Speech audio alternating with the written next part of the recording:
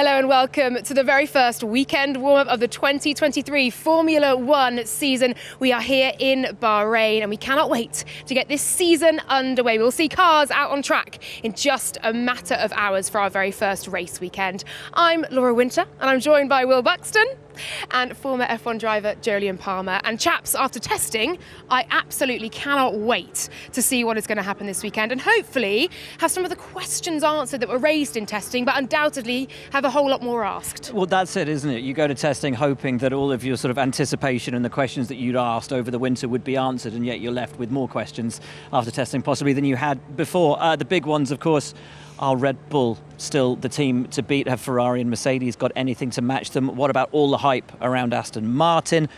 What are Alpine doing? Because no one seems to know whether they're up the top or down the bottom.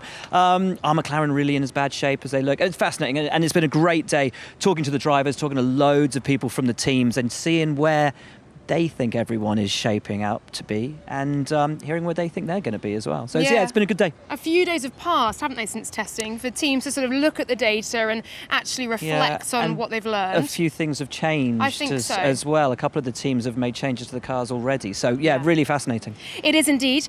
Jolyon, you very graciously gave us 12 minutes on your testing takeaways, which we loved on F1 TV. However, today you are tasked with a 60 seconds testing takeaway.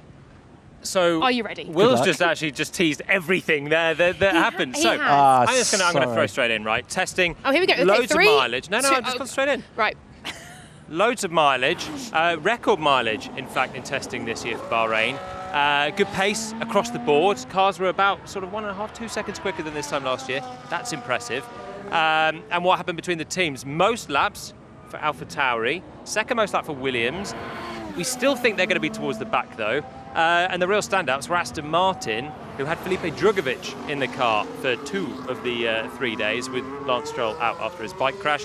He did well, but Fernando Alonso really excelled. Aston Martin looks like it's made a good step forward. Has it breached the top 3 teams? One of the questions that we need answering tomorrow on track.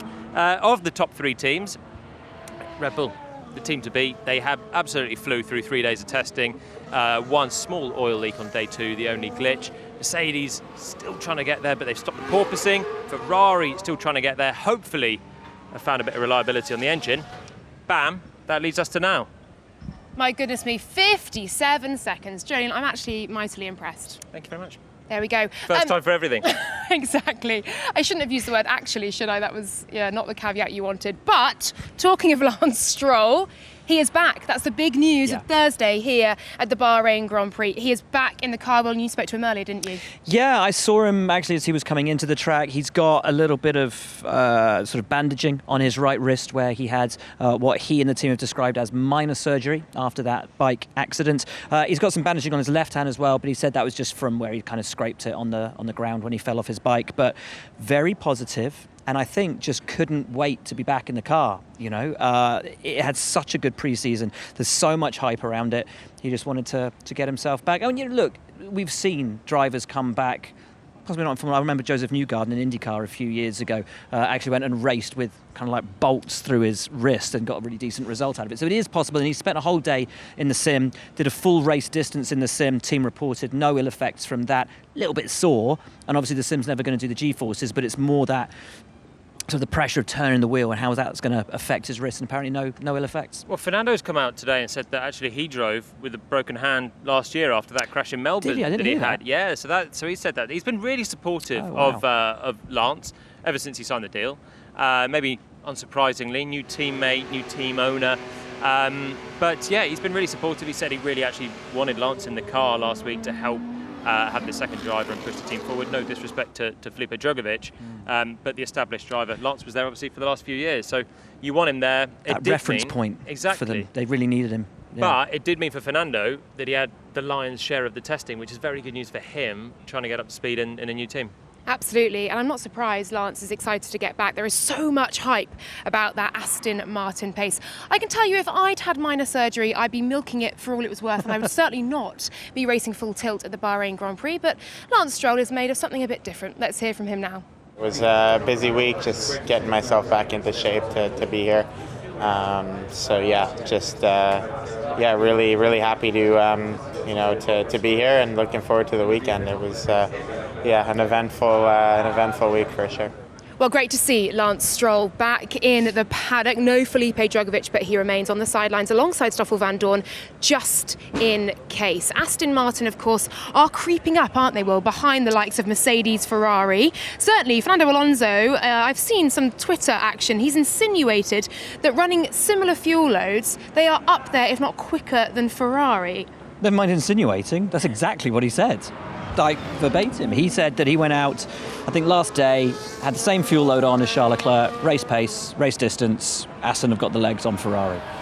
I was talking to Ferrari today. They don't believe that to be quite as true as Fernando's making out. Maybe a bit of bluster, a bit of noise from Fernando.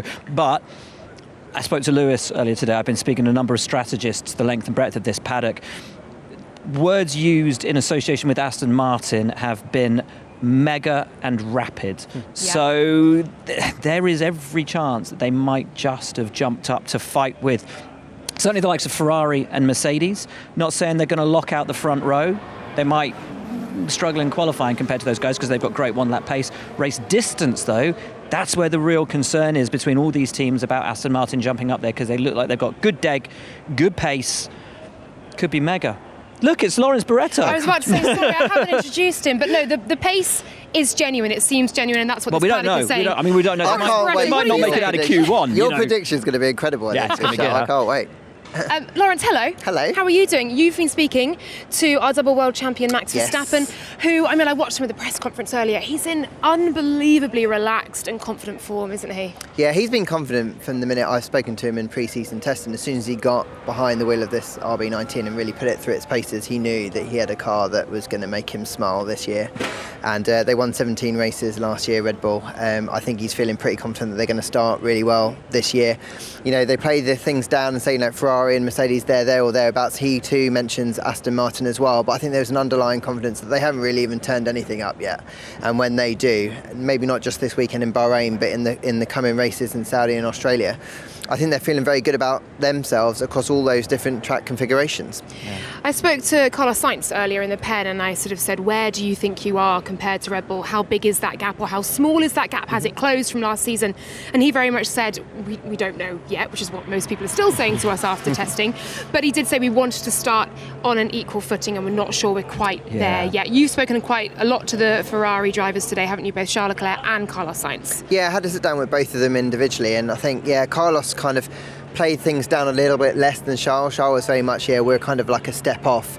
But you've kind of touched upon it already. We haven't really seen the full legs of the Ferrari. They haven't turned their engine up fully yet. The tyre deg looked a bit dodgy, if I'm honest, in testing. That's why Aston looked pretty close. But that was still testing, and they'll have learned a lot in these last 4 or 5 days between the race, and were very strong around here. And if these engine gains that we've been talking about for a while now, that 0.2, 0.3 seconds from the reliability fixes that they had, do come to pass, and actually they could very much figure in this Grand Prix. And that tyre deg is so important here as well. It's such an abrasive asphalt, isn't it? And the big question is, look, Ferrari struggled last year in their fight with Red Bull because they didn't have top line speed for 2 reasons. 1, car, 2, engine, which had to be turned down after Baku. They think they fixed it on both fronts, as Lawrence was saying, in terms of the engine being able to turn that up, but also talking to the guys earlier today, they said straight line speed is improved, but that means it's taken away from their cornering ability, which they had last year. How's that going to play into tyre deg? That's a major question there. The Red Bull guys as well, the one thing that they needed more of was stability on turning, and they reckon they've got that as well. So both teams have taken the step forward that they hoped they would have over the winter. And then you've got Mercedes as well, hoping to have gained a greater understanding of that similar baseline concept that they ran last year. It looked much better in testing, no porpoising, but again, it's trying to get everything out of it. And all 3 of the major teams, the top 3 teams, have stayed true to their design philosophy from last year. So it's about tweaking that, getting more out of it than they were able to even at the tail end of last year, and hoping to sort of pick up where they left off. Something that jumped out to me from the press conference earlier was a quote from Max Verstappen. He was asked what aspect of the car has improved or has got better, and he replied, everything. And then George Russell said, Red Bull are in a different league. And you spoke to Lewis Hamilton as well today, didn't you? And he was sort of saying a similar thing in terms of the gap to Red Bull. Yeah, I mean, he's way more positive than that now than he was this time last year. And I think that's the thing. This time last year, the team was worried. Now they're not.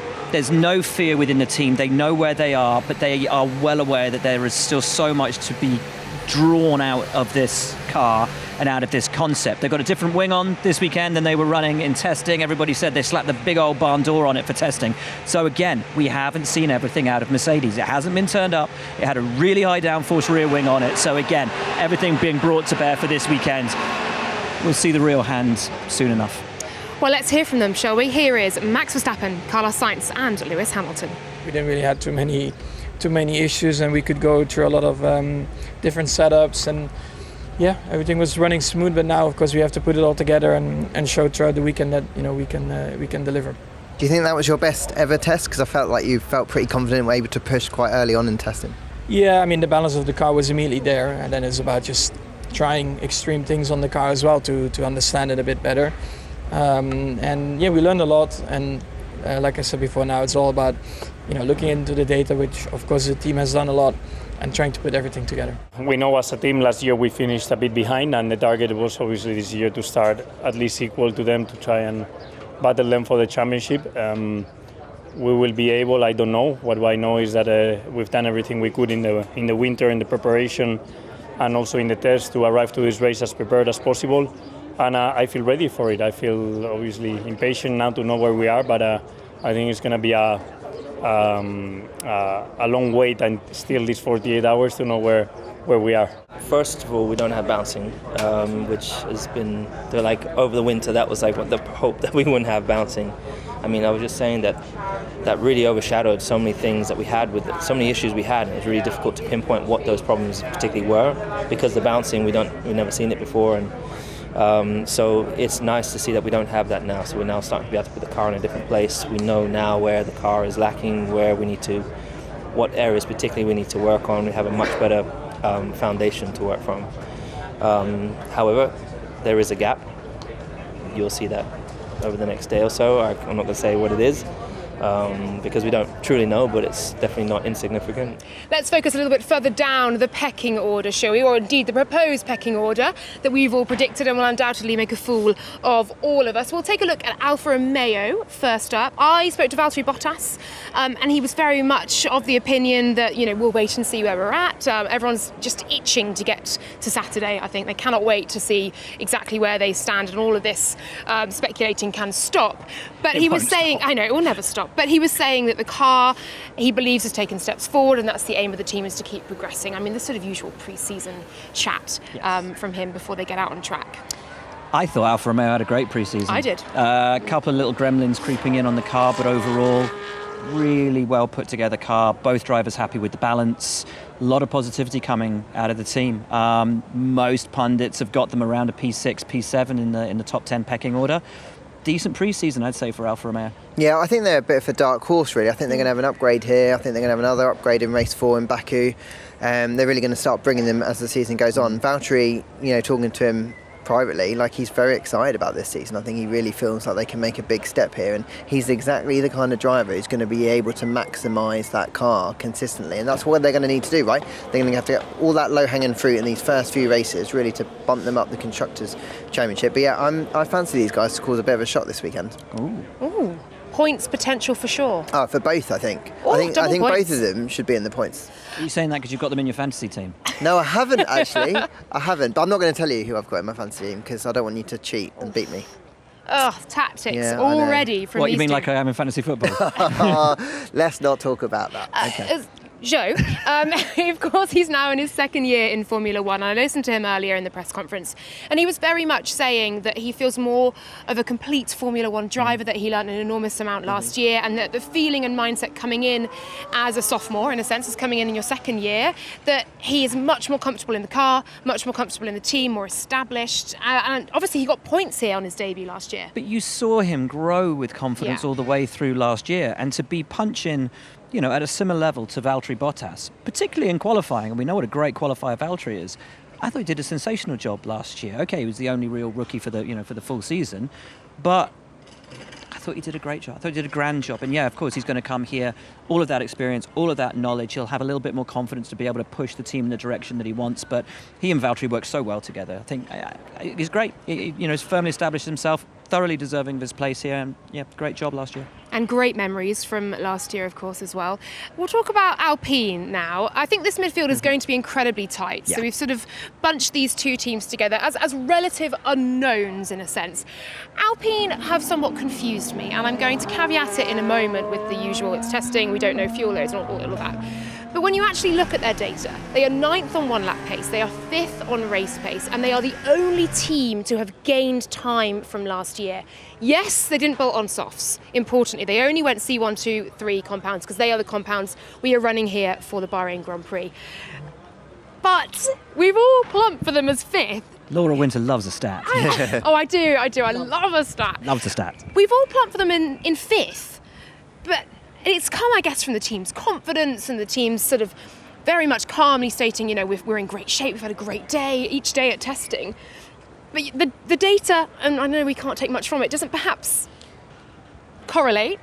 So I think they had such a good correlation last year when they were looking at the upgrades that they had back at the factory, the wind tunnel, CFD. It correlated with what they brought to track. They added the performance they thought they would do. So they've got no reason to think that over the winter, the wind tunnel and the CFD numbers that are telling them they've made a big step haven't done that. I think you picked the note up with the tyres. They haven't run the soft tyres. Yeah. So it's really difficult to know exactly where they are relative to everyone else. This is not a team who are going to be excited if they haven't genuinely got something, to show for it. And I think that's the key thing here. They are all consistently pretty confident. I'm just playing devil's advocate. Why are they hiding so much? But why are they keeping so much a secret? Why are they hiding this pace? Even Ocon, I think, earlier said, we are keeping our true pace a secret. But I know everyone keeps a secret to some degree, but it feels like Alpine are the biggest secret keepers of all. Everyone talks in pre-season testing about sandbagging and whether sandbagging is actually a thing. And I don't think we've seen sandbagging at any of the teams really, other than Alpine. They've got a desert in their car at this rate, honestly. But do you know what that tells me?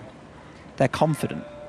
Okay. They're super confident in the car, disagree. in the numbers that, as Lawrence is saying, they've seen the numbers, they know the correlation works. They've got an upgrade package on the car this weekend already. Yes. They didn't need to run the soft tyres. They did their long runs, their race runs in the midday sun at the worst possible time of day. I genuinely think they've got something. I don't know what. And if it's going to be a P5 and everyone's just putting them there because we don't know where to put them, so put them in the middle. Or if actually they're more realistically going to be in that 4th place where we're currently putting Mercedes or Aston Martin, it could be a 5-way fight up at the top, which would just be really quite unbelievable. But you don't hold something back in testing if you've got things you need to discover. You go out there and you discover them. They were putting crazy setups on the car from one extreme to the other to put the car in a difficult place and then figure out how to fix it. They've gone through all of the motions of a team that is supremely confident. And you can't really say any more than that. We'll see, won't we? Pierre Gasly's saying we will be quicker than testing, and considering they were P17 and P20 on lap times, you'd hope so. But let's hear now from Esteban Ocon. Now to testing. The biggest sort of mystery of that entire week seems to be Alpine. You never ran the soft tyres. You never did a race sim at any time of day other than I think right about now, which is not the time of day that we're going to be racing in. So pretty much everyone across the board, I think we've just stuck you in 5th because we just don't know. Do you guys know where? Secret. Can you let us in on the secret? No, I think it's just about time, before we are going to know anyway. There's no rush. There was no rush or no strong desire for us to really push the car to the limit in testing. We've done, a huge amount of range, from something that we probably was too extreme to be driving the Grand Prix and something we would have never put, in the car. And that was interesting, to test. But it took us a lot of time, to identify and to go, and prepare to where we are going to be now. So it is interesting, but we are going to find out soon enough where we are. We bid adieu to Lawrence Barretto for now and bring back a man who knows all too well the highs and lows of racing in a Formula One car, Jolyon Palmer. Yeah, I'll take that. I thought you've been practicing that line all day, and I thought it was going to be a lot worse. I've been practicing a slightly harsher version of it. We're outside McLaren, a team that's been struggling, and Laura's been so excited to bring me back in on this. So, yeah, here I am. I went slightly soft. I know you probably couldn't have taken it. Anyway, we're going to talk about Haas, AlphaTauri, McLaren and Williams. The form of, let's start with Haas and AlphaTauri, first of all. Haas, good. Nico Hulkenberg back in the car, and he's looked accomplished straight away, really. Took, I think, maybe a few laps to just dial in, find his feet again. I guess he's been out for 3 full seasons, but he's never been out for too long because he's had all these reserve driver appearances and in all different machinery as well. So they're quite happy with that. And K-Mag's ticking on, doing K-Mag stuff. Haas have a decent car. They look like they're going to be in the midfield, so they're good. What was the other one? AlphaTauri, Williams. AlphaTauri, more of a question mark about AlphaTauri. Yes. Nick de Vries is their rookie, Yuki Tsunoda staying on.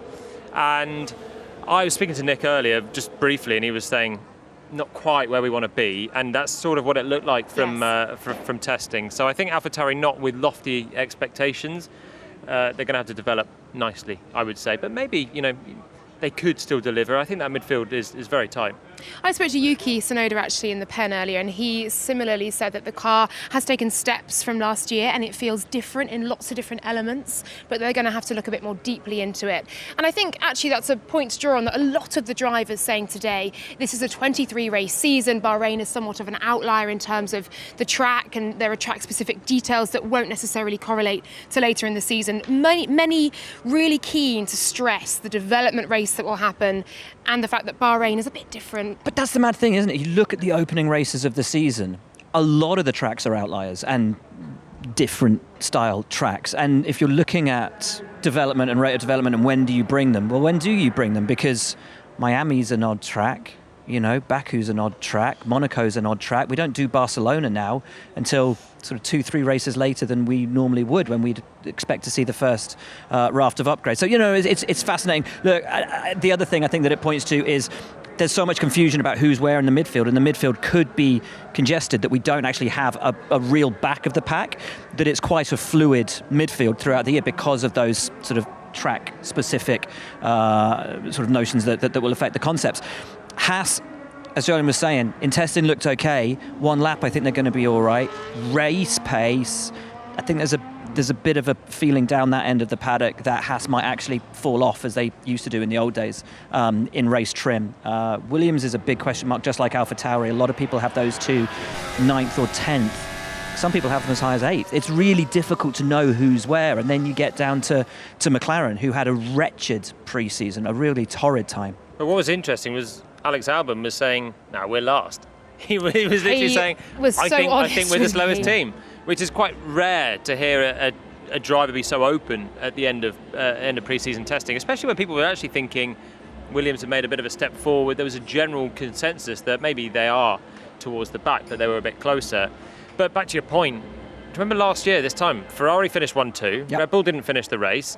K-Mag was 5th, best of the rest. Yeah, you had Alfa Romeo flying out of the blocks. McLaren were nowhere. Yeah. And by the end of it, Red Bull marched away with the championship. Haas and Alfa Romeo are nowhere near that battle for 4th. It's McLaren. These guys were 4th and 5th with Alpine. They yeah. develop well. So Yeah. the development race, we're making such a big thing about pre-season testing and current form, obviously, because it's all we've got to go off. But the development race could still decide this championship. Lando very keen to stress that to me as well, that yes, they were fighting for P17, P18 in Bahrain last year, but actually a few races in, there were podiums and there were points. It was a difficult pre-season, and for very different reasons to last year. They've suddenly realised they were taking a development path with this car that wasn't quite the optimum. So they've changed direction and essentially frozen the car in time with the one that they launched. So they had very low expectations for this car. Even with that said, they didn't match their expectations in pre-season testing, either with pace, drivability, or reliability, because that car we saw with the wheel brows, they just kept folding in on themselves. So I understand they've got new ones this weekend, which won't fold in on themselves. But yeah, a car that didn't go very far. It had the least laps on the board for any of the teams, and when it was out on track, it looked really hard to drive. Lando Norris keen to emphasise to me that it's not as bad as people are saying. Let's hear it from him now. We're in the mid-pack. We're in a reasonable position. We're going to be racing, but I've much more detail than that. I don't know at the minute. So we'll find out tomorrow afternoon. We'll have a better understanding, and then going into Saturday, we'll find out for real. But at the same time, we've still done a lot of work since last week. We've got some things to try and then further improve on. But that's about it. And your mindset coming into a brand new season as well, how is it? Yeah. It's great. New year, new opportunities for all of us, for myself included. So